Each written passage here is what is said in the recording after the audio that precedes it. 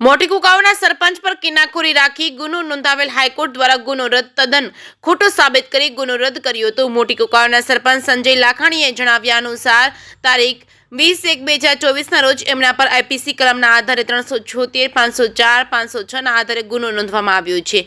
તેમના આગોતરા જામીન મળે ત્યારબાદ નામદાર ગુજરાત હાઈકોર્ટ પાસે એફઆઈઆર ક્રોસિંગમાં ગયેલા હતા। તે નામદાર કોર્ટે આ ગુનાની તપાસ કરી યોગ્ય સબૂત પુરાવા કરેલ અને સબૂતના આધારે જે પોલિટિક્સ જે સ્ટન્ટ ઊભો કરીને જે ઇસ્યુ ઊભો કરેલ હતો તે મારી આ ફરિયાદના આધારે જે ગુજરાત નામદાર હાઈકોર્ટ તદ્દન આ ફરિયાદ ક્રોસિંગ તારીખ 8/1/2025 રોજ એફઆઈઆર તદ્દન રદ થયેલ છે।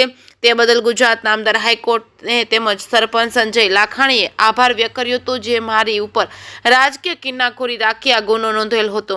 મારી ઉપર તે આ ગુનો તદ્દન ખોટો સાબિત કરી આ ગુનો રદ કર્યો હતો। સરપંચ સંજય લાખાણીએ એ સંવિધાનનો ખૂબ ખૂબ આભાર વ્યક્ત કર્યો હતો। ભારત માતા કી જય।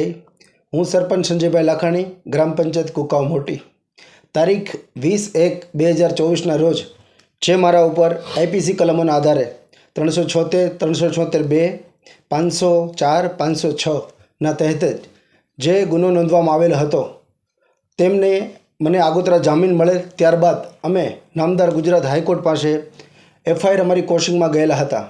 તે નામદાર કોર્ટે આ ગુનાની તપાસ કરી યોગ્ય જે તેમના સબૂત પુરાવાના આધારે તેમજ જે પોલિટિકલ એક સ્ટન્ટ ઊભો કરી અને જે ઇસ્યુ બનાવેલો હતો તે મારી આ ફરિયાદને ગુજરાત નામદાર હાઈકોર્ટે તદ્દન આ ફરિયાદને કોશિંગ તારીખ 8/1/2025 રોજ આ એફઆઈઆરને તદ્દન રદ કરેલ છે।